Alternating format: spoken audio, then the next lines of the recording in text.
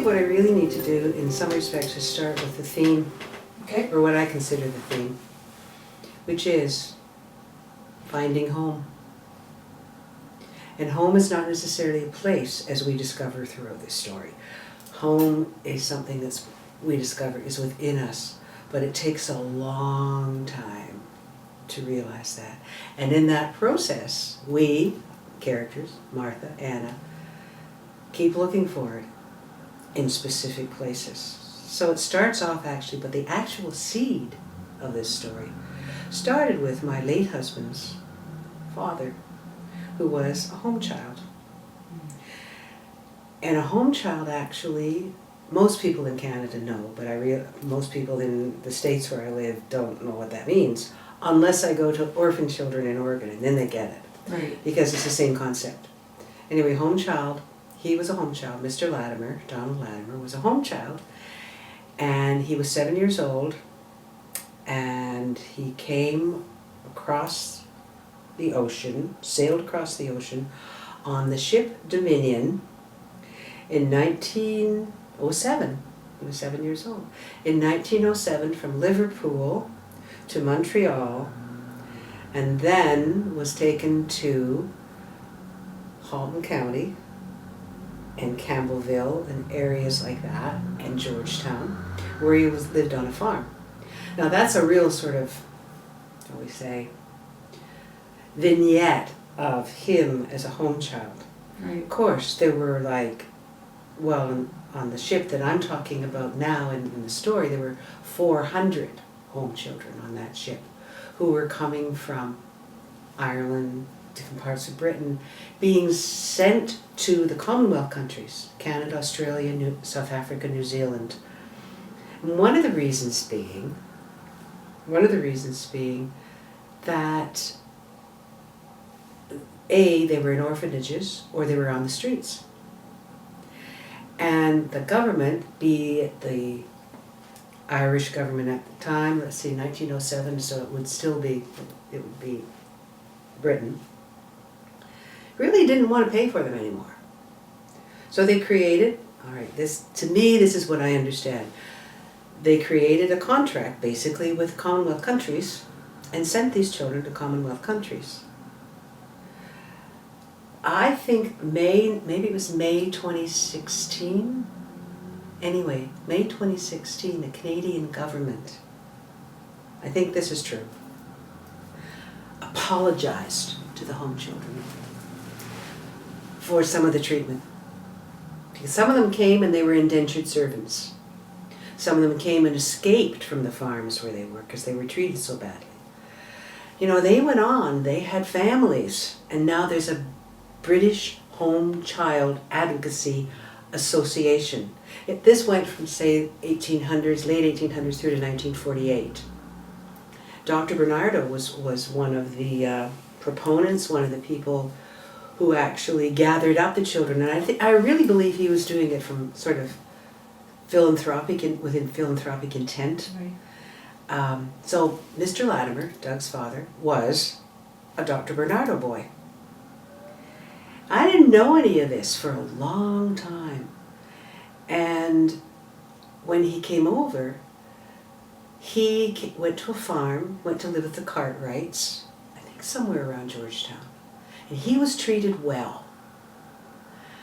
And then eventually came to Georgetown, met his wife, Tryphosa Canute, guess who she was, and had 4 children. So his life, and unfortunately Doug's mother died when he was 9.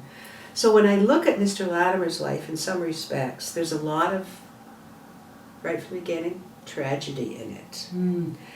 And I wondered how it must have been for him. And I wondered if he ever found a place. Doug, my late husband, talks about him periodically, but he talks about him almost in a very admiring way. But, you know, he didn't ask my dad questions about that. He didn't talk about that. And nor did Doug very much. I mean, if Doug were here right now and I was writing this book and I would be asking him questions probably, he would probably be saying, I don't know. I don't know. The rest of the family, like some of I keep calling Mr. Latimer, Mr. Latimer's oldest son, Ron, who's now gone as well, has a daughter, Gloria, who's done a lot of research on this. In fact, I contacted her when I started writing this. And also when I started writing this, I discovered some things through the British Home Children's Society. I found that's how I knew he came on the Dominion. That's how I knew when he came. That's how I knew where he went.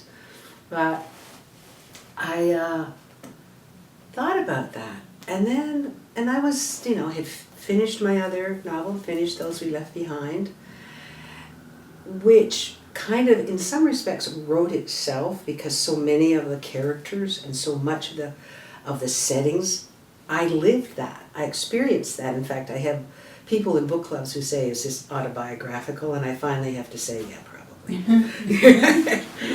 And with me adding the sort of the little fringes around it.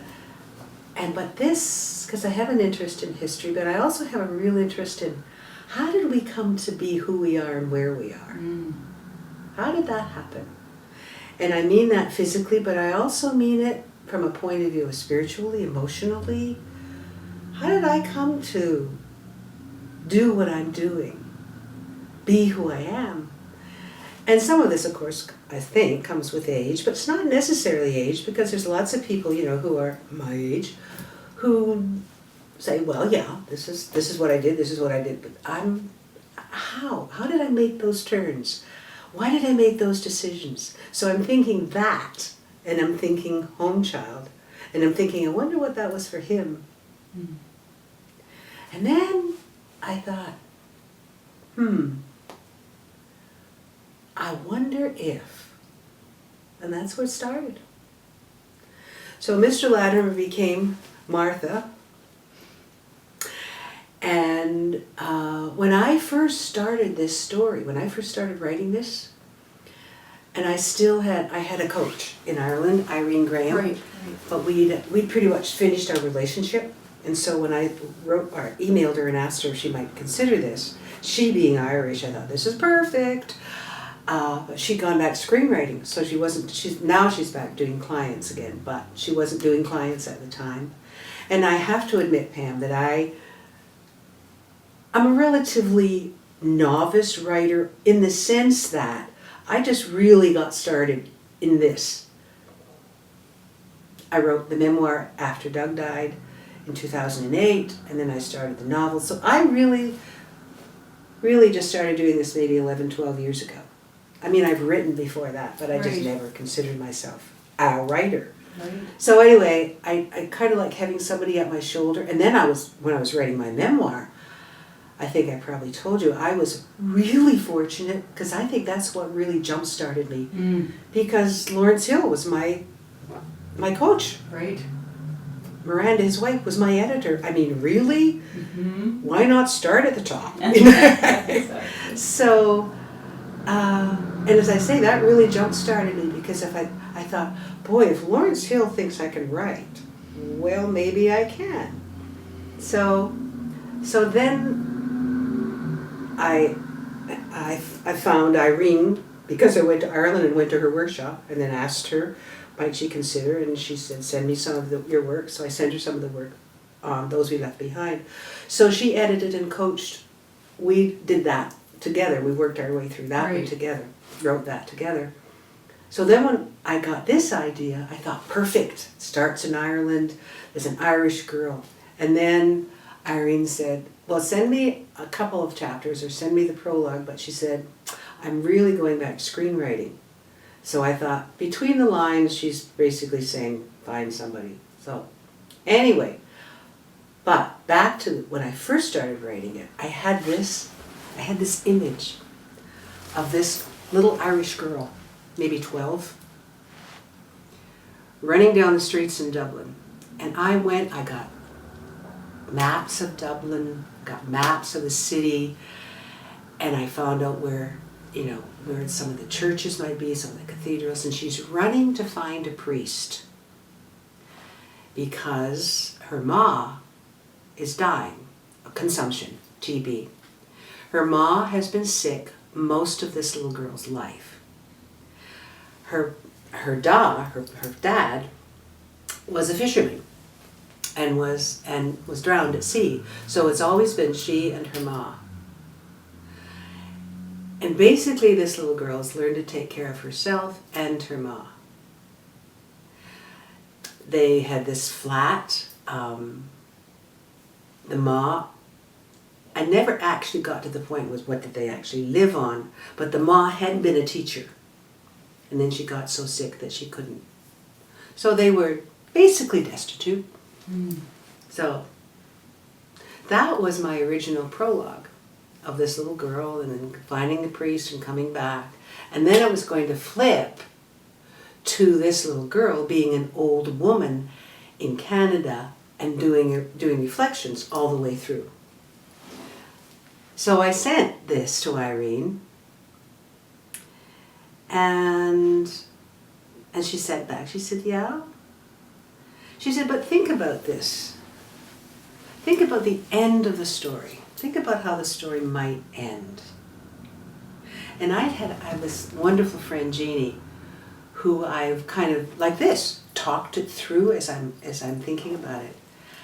And I'm thinking, and I said to Jeannie one time, I said, I'm wondering at the end if there's a real twist that really shows how Martha has become who she is and how that is within her and how that is with her in the world and how that begins to change others because she is the way she is. You know, that whole concept, Right. If I am who I am truly, then that's who I will be in the world and that's how I will change my world because I will be true to myself. Wow. So, so Jeannie and I talked. I got to give her credit for this in the acknowledgements because we were sitting there thinking. And Jeannie said, what if Martha, when she's older, rescues some other children in some way? So we got thinking. I thought. And Jeannie we were talking about the era. And I thought, and Jeannie said, are you going to be writing anything about the Second World War? And I said, well, I hadn't thought of it, but sure, I can. She said, what about, and before it came out of her mouth, I said, the 1930s, Jewish children needed to be rescued. Jeannie said, perfect. That'll be Martha. Martha will be rescuing somebody. That was the thread. Right. So, and this was after talking with Irene or emailing with Irene about the prologue. Anyway, I took that idea and I wrote some scenes, those scenes, and those two girls being rescued. And I sent it off to Irene. And she sent back to me, she said, okay, that's your first chapter. Those girls being rescued. Then you go back. And do your settings and how it came to this. But start with that. Because she said that's sort of like the denouement of the whole thing. Now, flipping to now and where we are right now, that first chapter is going to be major revisions, but it will still carry that seed. So all this, Pam, is before I put pen to paper or fingers on the keys. Oh my gosh. Oh yeah, we're talking time here. No, I was jotting down and writing scenes and that kind of thing. So when I got that back from Irene, and I thought, okay, all right. So Martha became this 15-year-old Irish girl who was coming as a home child, and I was going to write that into it at some place. And then I contacted the British Home Child Society, and because I found a film, a film with Dr. Bernardo. So I contacted the person who was making that film, and he said, I'm going to send you on to this other person, this woman who happens to be the president of the British Home Children's Society, with your questions.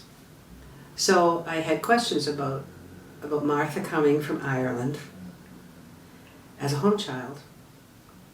And then the other piece of it that I had decided was she was going to come to Kingston, and she was going to be sent to live with Professor Owen Johnson, his wife Emily Johnson, and Anna, their daughter, because in the orphanage, which was closing, by the way, I have another little aside story, which was closing, by the way, and they found among her mother's things when they went back to among her mother's things when they'd gone through the flat, when she was taken to the orphanage, a letter that basically said, please take care of my girl. I know I have a sister somewhere in Canada, I don't know where.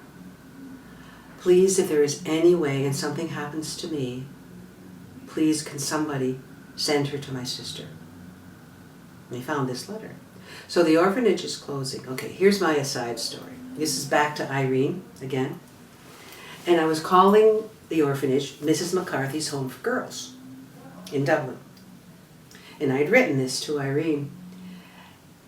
And Irene wrote back to me and said, oh, this is the first of many.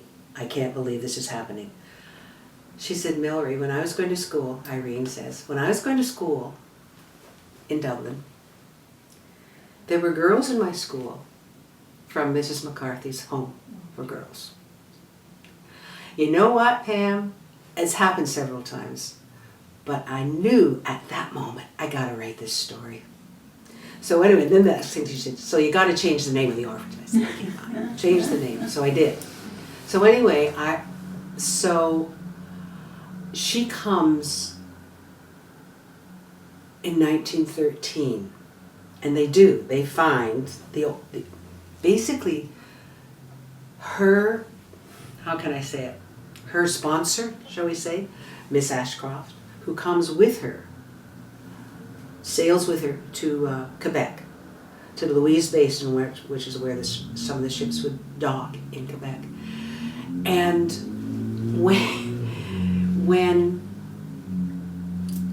she comes, she's not a home child, because she's coming to relatives.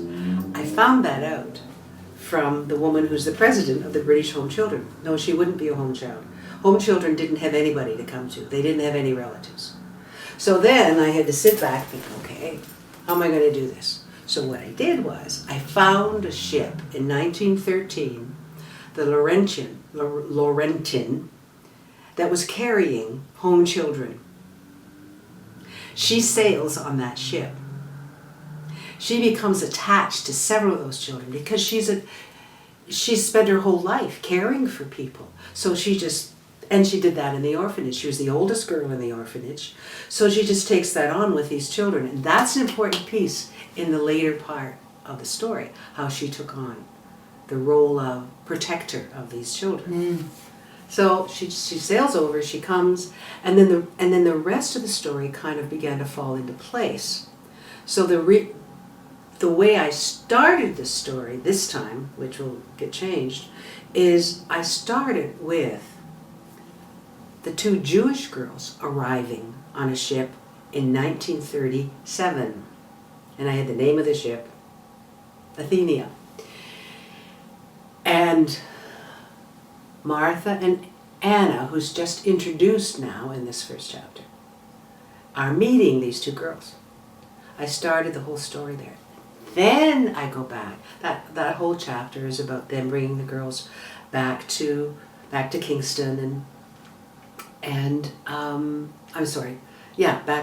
to Kingston. And then next chapter is Martha, 15-year-old, 1913, coming on her ship. And then it goes from there. Then it was like for a little while it was just writing itself. But the whole time I'm writing it, Pam, I'm thinking, where is it that she's going to find home? 'Cause she's not going to find it. And there are reasons. She's not going to find it in Kingston. She's not going to find it with her aunt, who is her mother's sister. Not going to find it there for a lot of reasons. She and Anna really bond at the beginning. Anna, in 1913, is just finishing up her nursing at Kingston General Hospital. In 1914, the war starts. And Martha, who has found this person in Anna, Anna's 6 years older than she is. And it's the first time she's had a friend. It's the first time she's had somebody that she can maybe call family. And it's the first time, like, as though she's felt she's in a place where she can place herself, her feet, her body, her soul. And Anna comes home. And also, Professor Owen has a lot to do with this too, because he loves this girl.